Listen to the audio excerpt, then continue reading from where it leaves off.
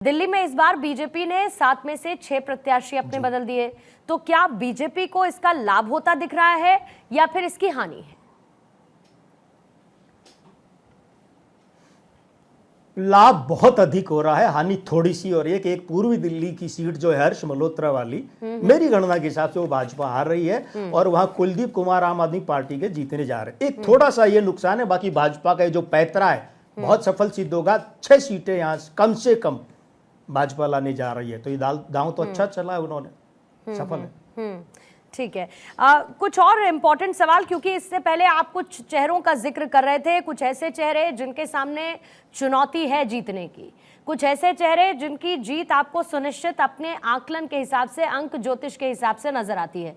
अगर उसमें कुछ महत्वपूर्ण चेहरे या नाम जो आप नहीं बता पाए हों, तो सबसे पहले उनकी बात कर लेते हैं जिनके सामने कुछ चुनौती बरकरार है। चुनौती बरकरार वालों में जैसे मोटे मोटे नाम तो मैंने आपको बताए हैं, अब उसके बाद में फिर कुछ नाम और हैं। हाँ, इन नामों में अगर हम जाएं तो पश्चिम बंगाल में भाजपा ने महुआ मोइत्रा के सामने कृष्णा नगर से वहां की राजमाता को खड़ा किया है, बहुत बड़ा काम किया है। ठीक है, वे वहां से अमृता रॉय, वे वहां से हार रही है। इसके अलावा अगर देखा जाए तो शत्रुघ्न सिन्हा ये आसनसोल में एसएस अहलूवालिया के सामने हार रहे हैं। शत्रुघ्न सिन्हा तृणमूल कांग्रेस के प्रत्याशी है। कीर्ति आजाद उसके बगल वाली सीट वर्धमान दुर्गापुर से हार रहे हैं भाजपा के पूर्व प्रदेश अध्यक्ष दिलीप घोष के सामने। कीर्ति आजाद कांग्रेस के प्रत्याशी हैं। इसके अलावा अगर हम पश्चिम बंगाल से त्रिपुरा में चले जाएं तो वह कृति देव बर्मन को खड़ा किया भाजपा ने, पूर्व राजघराने की राजमाता, वे वहां से जीत रही है। इसके अलावा अगर हम थोड़ा और चले जाएं, सिक्किम में चले जाएं, मेघालय में 2 सीटें शिलोंग और तुरा, तो तुरा सीट एक बार फिर से एनपीपी और अगाथा संगमा जीत रहे। ये भाजपा के लिए अच्छी बात है, क्योंकि वहाँ भाजपा ने विधानसभा में सरकार जो बनाई है प्रदेश में, वो एनपीपी के साथ मिलकर बनाई है। 2 एमएलए वहाँ पे भाजपा के।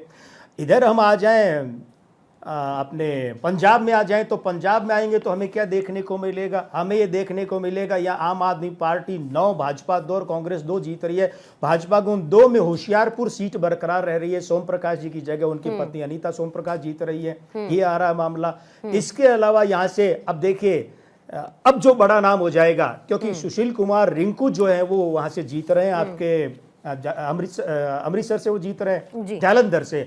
आप अगर जम्मू कश्मीर जाएंगी तो वहां पर देखिए, पिछली बार महबूबा मुफ्ती खाली हाथ रही थी, इस बार वो अनंतनाग से जीत रही है, वे संसद में प्रवेश कर रही है।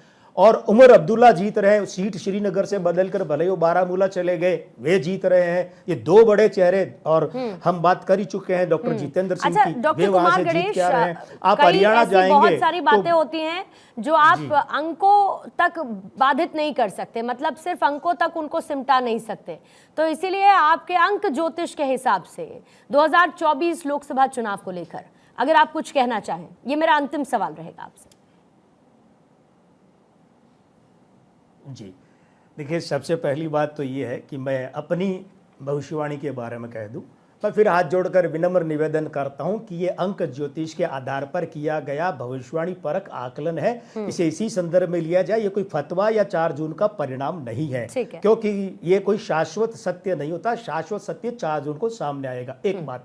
दूसरी बात यह कि 2024 के अंक ज्योतिष के हिसाब से जो शनि के वर्ष में अभी 21 मई से 20 जून के बीच में चलित का अंक 5 है। 5 और 8 विचलनकारी या स्थिरता परक है, इसलिए इस बार विचलन भी पॉजिटिव और नेगेटिव दोनों। तो जो लोग मोदी जी को अपदस्थ करने की सोच रहे हैं कि ये हार जाएंगे, ऐसा वो नहीं होना है। ये विचलन आएगा अवश्य, लेकिन इस लोकसभा में 24 से 29 तक भारतीय राजनीति में बहुत बड़ा विचलन आएगा और बड़े बड़े परिवर्तन होंगे। लेकिन 4 जून को अंतिम मतगणना के परिणाम, मेरा आकलन ये कहता है कि मोदी जी शर्तिया जीतने जा रहे हैं एनडीए बीजेपी के नायक के रूप में, और शर्तिया वे प्रधानमंत्री पद की 3री बार शपथ लेने जा रहे हैं लगातार। जी।